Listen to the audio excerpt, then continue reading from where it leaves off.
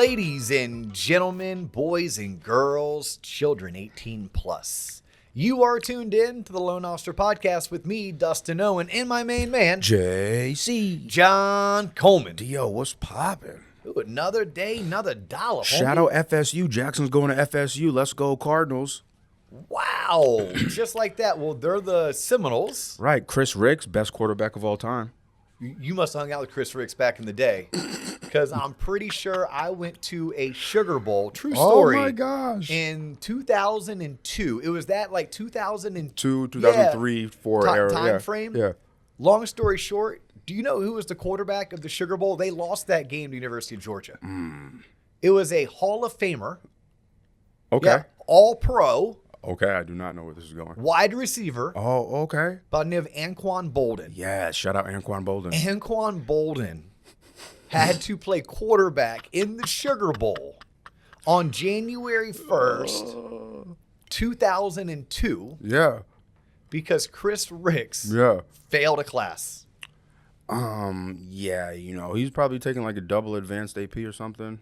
Maybe, John, except for AP is something you take in high school. Speaking of high school, yes, my son, my wife, and I drove up to Tallahassee, Florida, so that he could entertain whether or not he wanted to, as he says, make his commitment to Florida State. Really? Are you going to have like a national signing? I mean, it's an academic commitment, right? It's not an athletic commitment. Hold on. Are you going to have like a signing day at your house, like in the living room, just with the Owen family, 3 hats? So you have to understand that he is my kid, right? At the end of the day, he shares my DNA, my wife's DNA, and probably up the ladder, my dad, her dad. Right. He is definitely his own person. He is not me. For sure, he is not her. Yes. You've met him, hung out with him. Yeah. He's very laid back. Yes. But the one thing that he shares is sometimes my kind of out of left field humor. Mm-hmm. And he said, you know what, Dad, on my birthday, his birthday's in March, he goes, on my birthday, I'm going to have a signing, I'm going to have 2 hats or 3 hats, and I'm going to let everyone know where I'm going to school. And just to let you know, I've decided to take my talents to Seminole State University College. Hey, that may be. Don't knock it. I'm not. It's a great, me and Aja and I were thinking about taking a cooking class there.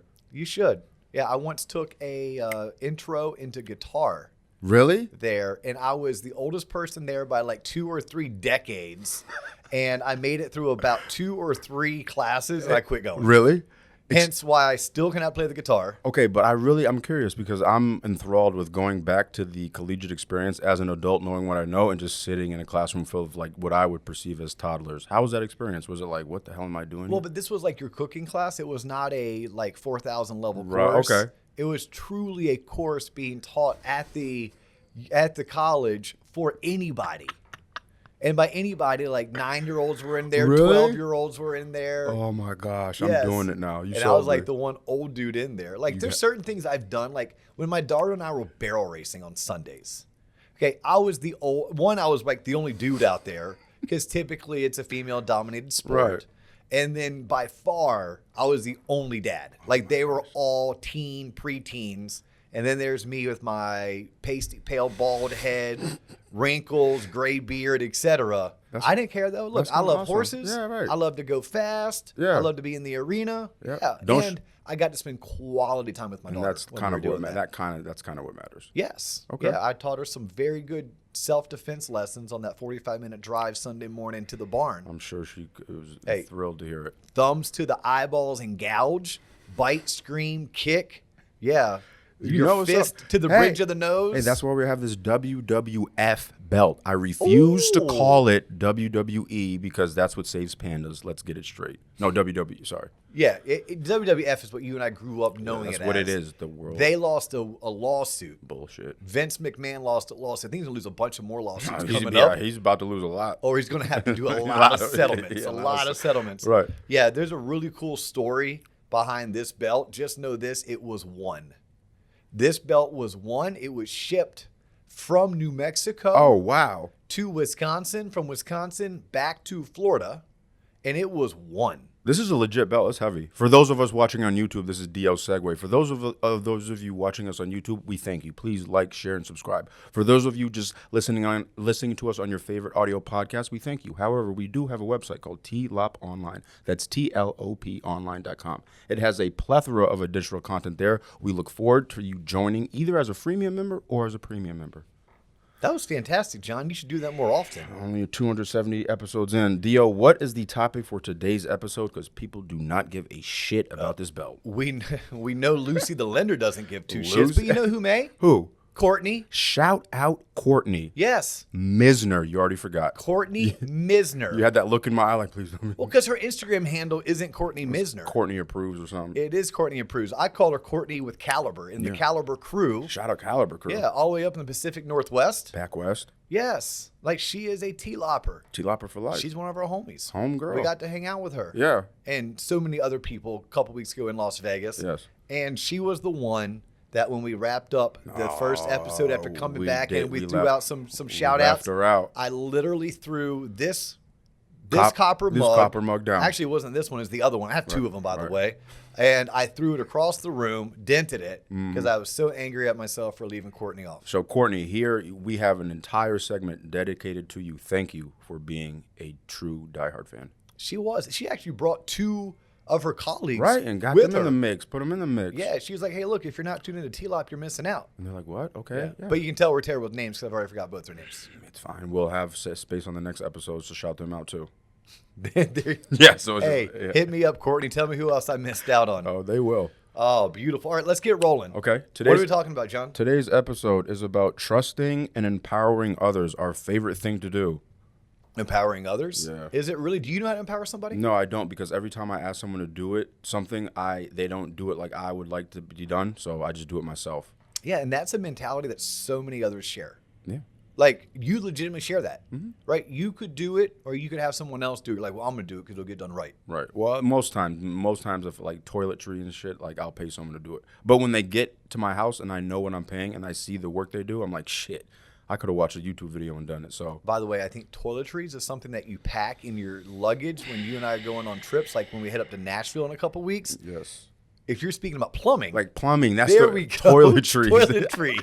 Hey, you got one of those guys and girls who specialize in toiletries? Like, yeah, what do you need, a razor, some perfume? Like my toilet shit is backed up. Oh, a plumber. A plumber, John. Yeah, plumbers, yes. Yes. No, there's definitely certain things from just an ROI standpoint that we should hire out. Right. That's something most people don't do enough of. Correct. They don't run an ROI. What is your time worth? Mm-hmm. We've done episodes on that in the past. As you shouted out, we have over 270. Yeah.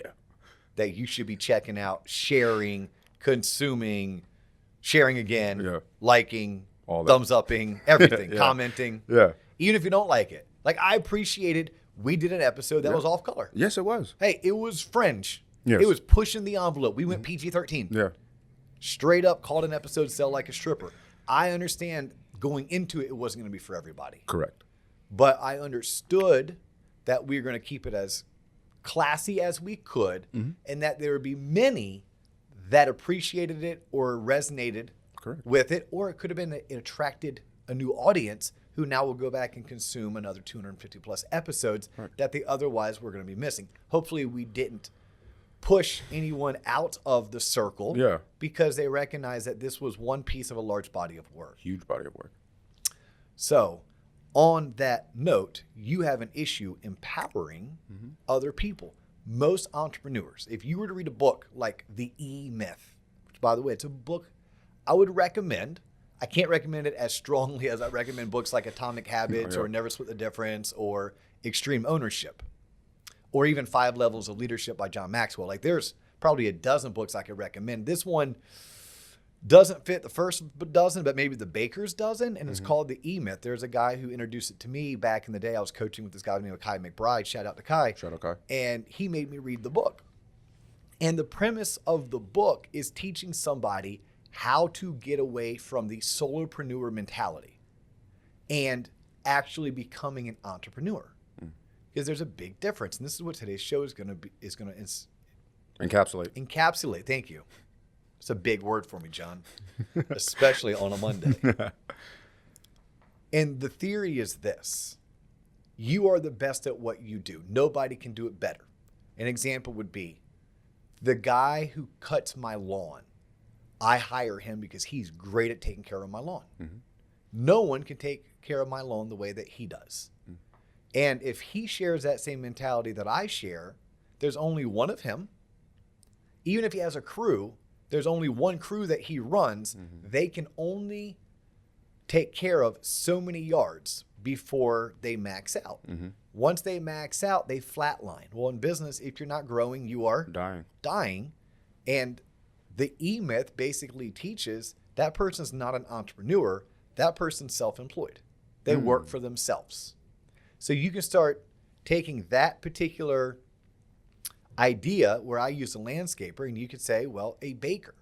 So-and-so bakes the best cakes. Amazing cakes. And when she or he leaves whatever pastry place that they're baking and they go out on their own, are they doing so because they want to be like Everything But Cakes that sold for $250 million? Right. Or are they doing so because at the end of the day, they want to continue to make cakes but work for themselves? But at which point, there's only one you. And if people are coming to you because you make the cakes, it's your hands, it's your decorating, it's your icing, it's your recipe, then you're going to flatline in terms of your trajectory. Mm-hmm. So the E-myth states, hey, you're not an entrepreneur. We can talk about realtors. We can talk about loan officers. We can talk about just about any business, especially a small business. And if you are the product, just understand there's only so far you can go. For some people, they're cool with that. Mm-hmm. And for that reason, I have good news for you. You can tune us out. You can turn us off. You can go find one of the previous episodes that maybe resonates more to you. Yeah. But if there's somebody out there that's saying, no, I want more, I deserve more, I'm willing to fight for more, then the very first thing that we should discuss is where's your mindset as it pertains to empowering and trusting others to do what you also do. And the counter to that, are you willing to live with the consequences? So let's use some real life stories. I talked about the guy who does my lawn and how for the most part, it's him. He has a crew of 3. There's only so many lawns they can do. At some point, if he is unhappy with the trajectory of his company, unhappy with the money that he's making, unhappy that his life kind of feels like it's stuck in purgatory from a financial standpoint, the only way that he can scale is to go out and purchase another truck, more equipment, and hire someone to take over his current accounts so that he can go and get some new ones and sell and market to get some new ones. And when that happens, he may very well lose some of his clients. I don't like this new guy you hired. I'm going to go to somebody else. Why aren't you cutting my lawn anymore? Correct. That may very well happen. We all know what Pareto's principle is, right? Which is, explain to the audience. Oh, you'll do better. I'll butcher it. The 80-20 rule. Oh, yeah, 80-20. I was right there. You were right there. Yeah.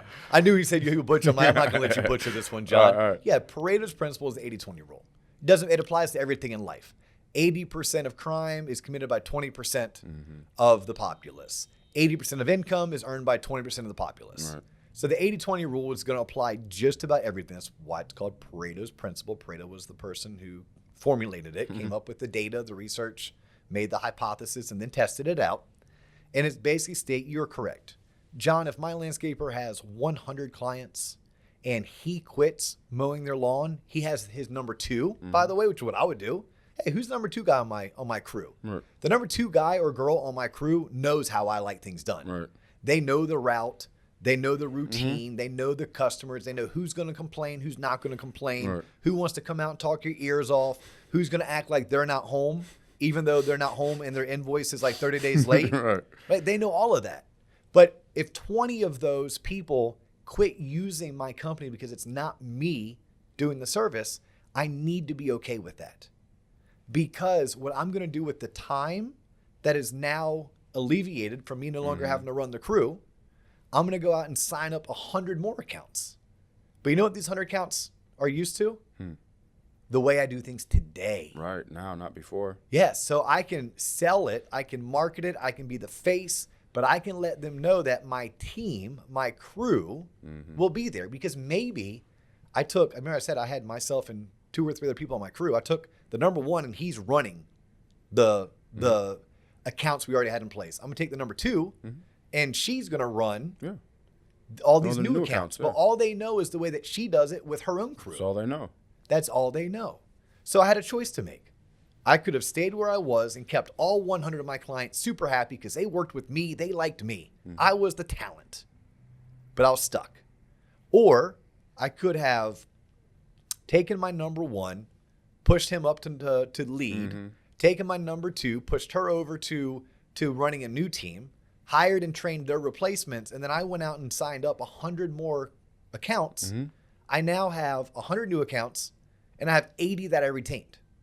Well, what number is bigger, 180 or 100? 180 out there. 180. What did I have to do? Well, I had to empower others to lead, and I had to trust that they wouldn't screw it up. That's 2 very powerful words. Now, along the way, I don't blindly trust. No, there's a saying in business, I have to inspect what I expect. So I would make a statement that both my crew members who are now running their own crews understand how I like things done because they've worked with me. Whether it's for 9 months or 12 years, they've been on my team. So I shouldn't have to spend too much time laying out the expectations, but I'm going to do so. As a leader, I'm going to sit down with each of them up front and then monthly, and we're going to review what's our culture, what are our standards, what are our core values, and then I can go behind them and I can check as the owner of the business. In this case, we're talking about landscaping still. Things that I can do is pick up the phone and spot check by calling my clients and checking in. Hey, how's my crew doing for you? Is everything up to par? I can also get in my truck or my car and drive around. And I can drive by and check some things out. And if I don't like them, hey, I can make notes. We can meet about it in the morning before they get their day started. I can send them back out there. Hey, you kind of half-assed this. Go back out and do it. But the first thing I had to do is be willing to think like a business owner, not like a solo operator, and then take action to think like a business owner. Makes sense? You follow me? Following so far? I have the best rebuttal. I'm just waiting to drop it on you. Drop it. Are you ready? Yeah. Because this is what I find what happens. D.O., I want to grow. I want to empower others. But you know what happens? When I inspect their work, I find myself spending more time correcting their mistakes had I just gone out and done it myself. So I feel like I'm spinning my wheels constantly, checking what I inspect from others, making sure to get up to my standards, but I find myself that's all I do rather than I should have just done the task to begin with. Yep. Coach them up or coach them out. That's your role, John. If I was coaching you, you need to coach them up. You're not going to do that. No, they're going to come back on Saturday and do it, or they're going to come back on Sunday and do it, or they're going to get to work at 5 a.m. so that they can be at that house at 6, and then they can start their route at 7. It's going to get done. It's not going to get done by you. No, you have to make it a little bit painful. You can be polite and professional, but when you inspect what you expect and you don't like what you see, it's a learning opportunity, and 2 things will happen. They will either get better or they will get going. So you have to be the person who's willing to do that. Now, you might not have that bandwidth. You might not have that skill set. That might not be in your wheelhouse of things you'd like to do, at which point that's where it's like, hey, owning a business and running a business is no small feat. I mean, Biggie said it, more money, more problems. Yeah. You're going to have to be willing to take on a different set of problems. You're going to have to be able to exchange, hey, I didn't used to have to lay in bed worrying about these 2 or 3 issues I have with some of our associates. I used to be able to go to bed and just fall asleep. Right. Oh, but I used to be able to go to bed and fall asleep because I was sunburnt, I was worn out, and I didn't want to think about the bills I couldn't pay. So I just, had a couple sips from Grandpa's cough medicine, right, and called it a night. Like, you're trading off. It's different. Right. Okay, so that's the first thing I would tell you about inspecting what you expect is getting good at management. Now, if you are a manager, now you have to ask yourself, well, you are a great lawn technician. Amazing. Yeah, it took you years to probably get that good. You may have started when you were 14 and now you're 34. You've been at it for 20 years. Yeah. You're not a great manager. You've probably never taken a course on it. You probably don't have any experience, and you probably haven't read a book. So the first things you can do is start reading books because they're cheap, sometimes free if you go to the public library. Yeah. Peter Drucker is a big old school name in the management world. So is John Maxwell on leadership. And you should just start reading those types of books because you do have to start focus on becoming a good manager and a good leader. Also, there are coaching groups in every profession that you can join. There are masterminds that you can join. Don't try to do it alone. No, exchange your money for time. You can purchase the time necessary to learn something, then purchase it. If it's 15 grand or 5 grand or $1,500, it's a great investment of your money because something could take you 3 years to figure out on your own, or you could spend $15,000 to learn it over the next 12 weeks. Well, if it takes you 3 years, you're delaying the inevitable. You have what's called an opportunity cost there. Right. So now, hey, you didn't spend 15 grand, good for you. You also missed out on $150,000 or $300,000 of revenue that you could have been picking up had you just been willing to find a way. And there's a way to find a way, by the way. You can find a way. Yeah. You can find a way to that $15,000. Borrow it, cut back, pick up a side hustle where you're bartending over the weekend until you can save the necessary funds to do it. And I think sacrifice was something that I haven't spoken about in this. We're talking about scaling business at the end of the day. Right. I'm using a lawn care business. I promise you I'm going to segue into mortgage and real estate here in a second.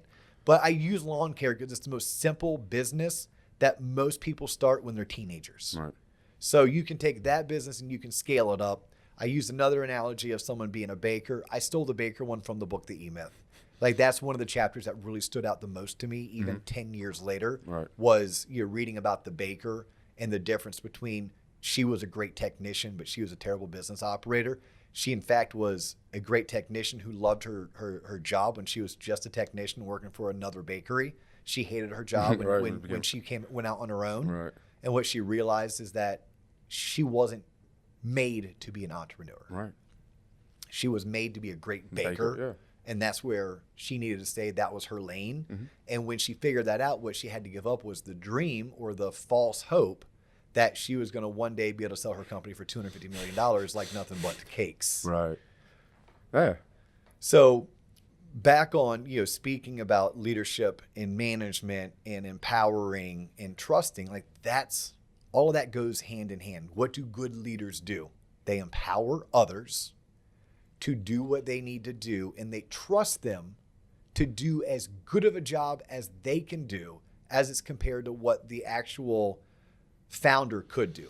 So my point being here is, if I'm supposedly so great at what I do, quote unquote, and I can train you to be 90% as good as me, 90% as good as me, if I was really that good, should still be in the top 5% of my industry or the top 10% of my industry. Who wouldn't want to work with someone who's in the top 10% of what they do? So when someone wants to give us pushback, oh, well, no one's as good as me. Cool, they're not. You're right, John. You're right. No one's as good as you. But if you're so good, are you telling me you can't become so good at training, developing, and managing someone to be at least 85 to 90% as good as you? And if you're as good as you say you are, John, is 85 to 90% as good as you still in the top 5 or 10% in your entire industry? And if that's the case, that should be really good in something you can go sell, something you can go market. And I was speaking of hard work. It is going to be hard work, especially for those first 2 years of the transition. There's that number again, the number 2. Right. I'm a huge proponent. It takes 2 years. I don't care what it is. It takes 2 years. On Friday of this week, so it's October 10th today. This will be released on October 11th. On Friday, I drive to Wilmington, North Carolina. I'm competing in an Ironman event. 70.3, so technically it's a half Ironman. That's a 1.2 mile swim. It's a 56 mile bike, and it is a 13.1 mile run. Let's go. All consecutive. It's going to take me somewhere between 6 to 7 hours. 7 hours if I absolutely bomb, 6 hours if I crush it. Mm-hmm. Do you think I woke up and I trained for 12 weeks for that? I would hope not. No, I started training for this 3 years ago. I just didn't know I was training for it. 3 years ago, I started getting my ass in shape. So I started walk running. And then I started walk running and I hopped on my old ass Huffy that I bought from Walmart back in 2008. Right. And then when that Huffy broke because I rode it too much and it was a crappy bike, and I got to where I went from walk running to running, my body started hurting. So I was like, damn it, I have to do something else. Let me figure out how to swim. So I watched YouTube videos and I learned to swim. And then next thing you know it, I ran in a 15K. Then I signed up for a half Ironman, and then that got canceled due to COVID. So I signed up for another half Ironman. Then I got canceled for COVID. Then I signed up for another half Ironman, or not Ironman, a marathon the whole time. And then I got COVID, so I couldn't run in it. Right. Finally, I got to complete my first half marathon, Right. although I'd trained for 3 of them and got my body ready for it. That led me to gaining the confidence to say, you know what, screw it. You've been running, biking, and swimming for the last 3 years. You've already completed several in training in one race, half marathons. You should just sign up for a half Ironman. And I did. But when someone looks at, hey, Dio, how long did you train? I may answer it 12 weeks, because that was my training in terms of like getting ready for the 70.3. But I actually started training 3 years ago. Rookie loan officers, how much time do I tell them it takes? 2 years. 2 years. I met today with the real estate investment company that I'm a part of. They're on month 34, and one of the owners just took his first distribution check. Damn. That's his first money he has made as an owner Damn. of this company. So, it was a sizable check. It was a $29,000 check. Yeah. But for 34 months of his involvement, Right. and he's finally taken a check. Right. So when you're transitioning from being that technician who is a solopreneur and you are trying to scale up by trusting and empowering others, please know it doesn't happen overnight. The same work, effort, and energy that you put in at launching your company, that my buddy put in to his real estate investment company, that I just put into training for this half Ironman, you're going to need that, because you're going to be learning a new skill set, one that you're not good at right away, and one that you're going to have to learn as you grow, as Kayla Sharp taught us. Right. But we have to be willing to do it. You have to be able to trust yourself, trust your talent. That same talent that let you go out and start your own business, that same sense of adventure, that needs to be utilized and leveraged, except for it'll be easier this time because you've already accomplished it once. Were you scared the first time you had to empower your first like employee under you? Like, were you scared, nervous, hyper, like micromanagement, like, don't do this, but like, you know, talk about that. The good news for me, so is Kevin Murphy, who had him on the show. Shout out, Kev. Right? And Kevin's a top producer in the mortgage industry. Even in a year like this year, he'll still do his 140 units for probably $36 million. I hired out of a place of desperation. I had worked myself into being unhealthy. At the time, I was closing 84 units a year on my own, and I was managing 3 branches. So that was 3 branch managers. That was probably 15 LOs, close to 300 million in production. It was 2 full-time jobs. And I was not doing anything well. So when I hired Kevin, I legitimately, I think I only paid him $30,000 too, because that's all I could afford, or I was willing to afford.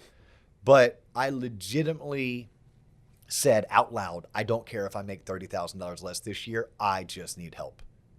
I was eating fast food for breakfast, lunch, and dinner. I mean, that's how unhealthy I was. I wasn't exercising. I wasn't going to the gym, and it was wearing on me. So at that point, to answer your question, like, honestly, nah, because it couldn't get worse. Right, yeah. I wasn't willing to give up production. I wasn't willing to give up being a branch manager to 3 branches. So because I wasn't willing to give up, I was forced. And I'll tell a lot of loan officers this and realtors this. I'll say out loud, oh, you think you're busy? No, you're just not good. I mean, that whole, like, you need to feel the pain in order to get better. You need to feel the heat in order to, I mean, how do you bend iron? You heat it up. Right. Okay, well, how do you get better? You have to feel the friction, feel the pain, get hot, be bothered. It'll force you to find efficiencies. So when loan originators are closing 4 or 5 loans a month and they're like, oh my God, I'm swamped. I'm swamped. I'm like, no, you're not good. No, what do you mean? I'm working hard. I'm doing these leads like you said. No, I'm close. You are working really hard. Yeah, but you're just not good yet, which is okay. Like first you become effective, then you become efficient. So you're effective 4 to 5 closings a month in today's market with these loan sizes and these commission rates. That is effective. You're making a good living. High five. But you're not efficient yet. So that person, I want them. Do 7 a month. If you're doing 7 a month and you're pulling your hair out, that means you're generating probably somewhere close to 30, 35 leads a month. That means you're fielding X amount of pre-approvals. You're pulling X amount of credit. You're going on X amount of sales calls. Yeah, I would tell you at that point, you're going to flatline until you hire an assistant. That's loan officers. Realtors, I'm sure they have their own numbers. And I would guess for a realtor, it's probably somewhere close, right? If you have 3 to 4 transactions a month, maybe you can use like an off-site transaction coordinator and get by. You start doing 6 to 8 transactions a month, you're going to need some kind of an assistant. Side question for you. Have you ever seen an example where a person took on additional help or empowered someone too early in their career? Like, so yes. Let's say, it's one of the biggest mistakes people make in business. Because they're not good and they're not willing to get good. I'll just hire it out, farm it out. Yeah, I call it they're throwing money at a problem. And that doesn't, that problem doesn't go away with money. Now, there are problems that go away with money. I have a pissed off client.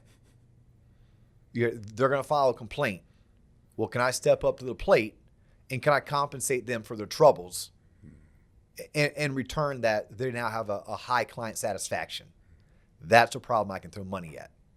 But me not being good at my job, no, I can't throw money at that. So what happens in that case is that somebody doesn't want to work hard. Somebody doesn't want to embrace the suck. Somebody doesn't want to get better. Someone doesn't want to learn a new skill set they don't currently have. So they just hire someone. But who's going to train that person? Who's going to inspect what they expect? What am I going to empower them to do? What am I going to trust that they're better at? How do I know they're better if I was never good at it? And usually that same mentality is a mentality in which laziness seeps in. So it could be a lazy person and they think they are more experienced than they are. They know better than they do. And it's like, oh no, I'm scaling. Oh no, I can pay someone to do that. I'm like, to a certain degree. It's, it's the yin to the yang. Right. That is the balance. And that balance isn't a linear straight line, right? It's a curvy line if you look at the yin yang. Right. That's the reason why the yin yang, the balance of good, evil, ugly, pretty. Right. It's there's no finite. It needs to be S-curved is what I would call it when I'm looking at that that yin yang. Right. What else you got for me? Because we're talking about empowering people. We're talking about trusting others. And the reason behind it, we just discussed a little bit, well, when would I do it? Yeah. At what point? I think another thing that people aren't willing to do is the financial investment. You should only do it if you're going to get a ROI, a return on your investment. I'm paying this person X. So then I need to be able to measure, well, how much revenue is coming in because of X. Now, sometimes you won't see any revenue. And you have to ask yourself, well, do I have them doing the wrong thing? Because if I had this person doing nothing but boondoggle activities, then I'm not going to see any revenue. So if I'm hiring you, like if I'm a loan officer and I'm hiring my first assistant and this person doesn't know there's a T in mortgage, what I understand is there's 3 things that this person can do for me immediately out of the gate that's going to help me generate more revenue. What's that? First thing is pick up the phone every GD time it calls and be nice. Because I may be so busy right now with my 6 or 7 closings a month and I'm missing phone calls. A missed phone call is a missed opportunity. Missed opportunity ends up being leakage. And that leakage is units, volume, which ends up being commissions. So that's first and foremost. The second thing that I'm probably not doing religiously is my TBD calls, my prospect follow-up. Am I or a member of my team picking up the phone every single day of every single week of every single month to follow up with people who have shown an interest in my service or my product? More than likely, I'm not. That is something that somebody who doesn't know there's a T in mortgage can do. They can pick up the phone. Now, I have to give them the list. I have to tell them what the script is. And yes, John, someone like you would be like, oh my God, the hour I spent with that person, I could have just made 20 phone calls. Yeah, right. Yeah, but you spend 1 or 2 or 3 hours with them once so that they can make phone calls for weeks, months, years. You invest the time up front. You actually write out scripts. I don't need to write them out. They're all in my head. Well, for that person, you do. Well, if that's the case, I could have made the phone calls myself. Yeah, but are you going to make the phone calls every day for the next 12 months yourself? No, spend 3 to 6 hours developing that person into that skill set. Let them know what is expected of them, and then let them loose. Let them loose. You can't micromanage them. You can go behind them and call some of the people, and you can check in. Hey, I just wanted to see, did my assistant reach out to you today? Did a member of my team reach out to you? To make sure they're doing their job. You can say, how did that conversation go? Were they helpful? You can elicit feedback.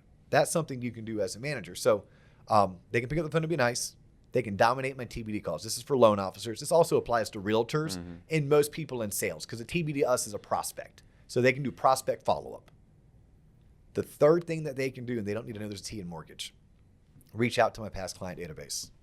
Again, this goes for my buddy who owns his own dentistry, kind of like toiletry, but not really. It's a dentistry. Right. This goes for my buddy who's over at Northwestern Mutual slinging life insurance. Right. This goes for my friend who's over at Keller Williams as a top producing realtor, and so many other professions in between. When I'm hiring a sales support staff member, I'm trying to level up. I'm trying to prevent leakage. I'm trying to level up my game. Those are 3 things that I can do, and a skill set into my industry is not required. So that's something that I'm going to do. I need to empower them, which means I need to spend time with them. And then I need to trust them to do the job that I've asked them to do, which will require some inspection of what was laid out as the proper expectations. Have you ever encountered a seasoned mortgage professional who just wanted to hold on too tight and didn't want to scale? And then what happens to those individuals? Day. All day, day. Yeah, that's everywhere. That is rampant. All the way from Courtney and her Caliber crew in the Pacific Northwest, all the way to our friends in Rhode Island. Shout out to Matt Finster and EJ Ward and that whole entire crew.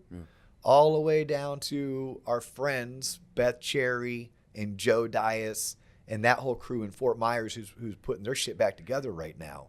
And in between, we legitimately have the bulk of salespeople are solopreneurs who think they're entrepreneurs, who are paralyzed at allowing someone else to do their functionality.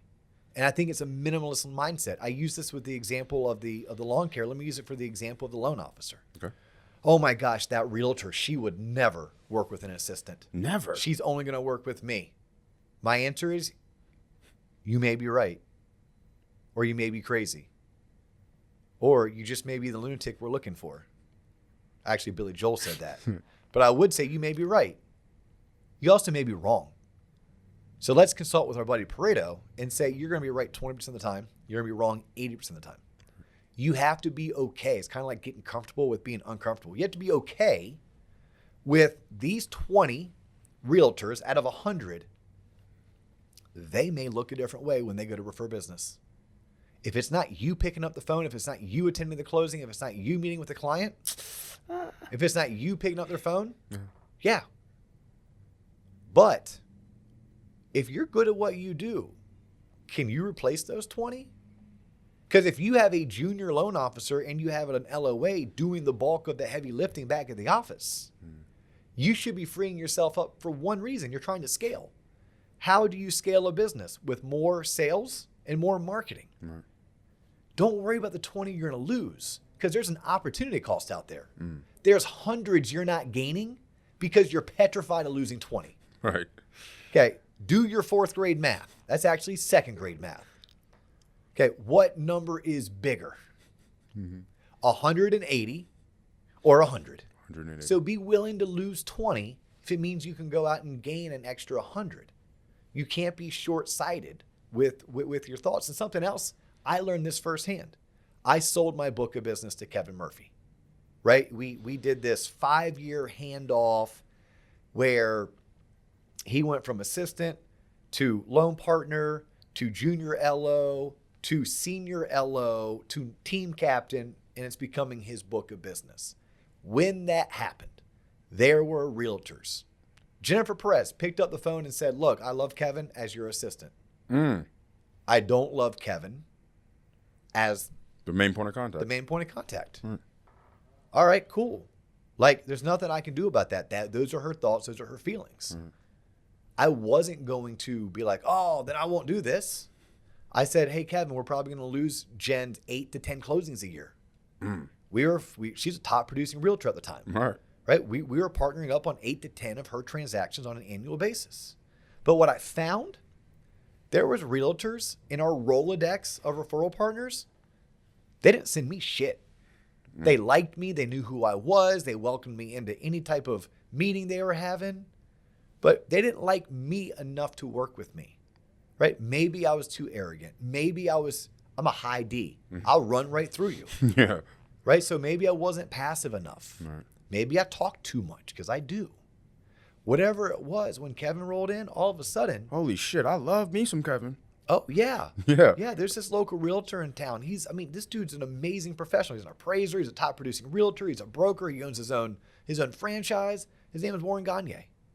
I've known Warren since 2004 when I got in the business. Damn. Didn't close one transaction with Warren until Kevin took over. No way, bro. And now all of a sudden, Kevin and Warren, they go to car shows together. Kevin's doing personal loans for Warren's family. Wow. Yeah. But if I had a minimalist mindset, I would have been talking to Jen Perez and been like, oh, this ain't going to work. Yeah, you're right. Yeah. No, this is going to work. I'm going to find a way to yes, because I trust the process. I also trusted mine and Kevin's efforts that whatever we lost could easily be recouped. I like recouped. Yeah, replaced. Yeah. Replanted. And possibly better. This is what I love. Right. All of these new clients and all these new realtors, they only know it this way.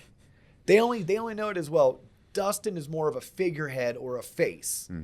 Most clients don't get a chance to talk to Dustin. Most clients are talking to Kevin or his loan partner, Cam. Like, that's what they know. And they're cool with it because that's all they know. Right. Who was uncool? 20 out of 100. 20 out of 100. Even when past clients call, I tell them, oh man, hey, what's going on? Hope things, yeah. Hey, look, at this point, the bulk of my career is spent running Waterstone Mortgage. Plus, I had this really kick-ass podcast that I launched 2.5 years ago with this cool-ass guy by the name of John Coleman. It happens to be the #1 podcast in our industry, and we're hoping to take it worldwide, at least stateside worldwide. Right. And we're hoping that it really replaces the stuff being put out by people like Clark Howard, Dave Ramsey, and Susie Orman. So if you need a home loan, I'm not the best person for you, although I was 10 years ago. But hey, look, there's this guy that worked on my team. Man, he's actually the man. He's one of the top producers. You want to talk to Kevin. Kevin and his team, which is his processor, Tracy, and his loan partner, Cam, they'll take great care of you. You know what my clients say after that? Oh, Dustin, good for you, man. That's awesome. I like knowing you before you were big time Mr. Podcast. Like, legit, they would say something like that. Yeah. And they go to Kevin. Next thing you know it's 45 days later. I'm looking at commission reports. I see a name that I recognize. Bam. Kevin got paid. D.O. got paid. Cam got paid. Tracy got paid. Yeah. Like, holla. Like, life is good. All right. All because why? I was able to empower and trust. And I think anybody who is looking to grow any business, you have to recognize you can't do it alone. By that, I mean you need coaching. You need to join community groups, that masterminds, attend conferences. Like, you can't do it alone also means you can't be everything. And if you are, no, you'll be stuck doing what you're doing forever. It's Groundhog Day, baby. It is one of my favorite movies, by the way. Yeah. Andy McDowell was fine. Woo.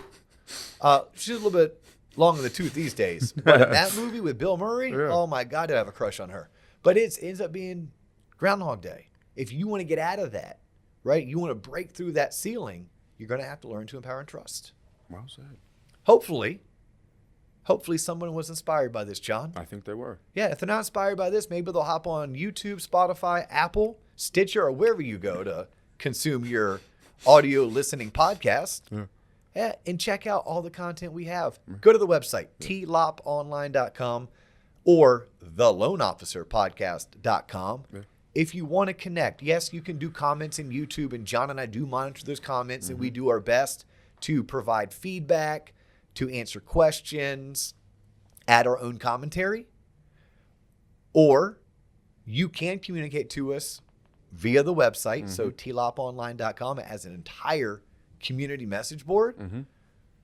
Or if that's too hard, LinkedIn and Instagram. Yeah. If you want to actually get a hold of me, find me on LinkedIn, first name Dustin, last name Owen, or Instagram. Our Instagram handle, just like every other handle we have out there, is at the Loan Officer Podcast. Word. That is all the time we have for you today. His name is John Coleman. My name is Dustin Owen. We will catch you on the next episode.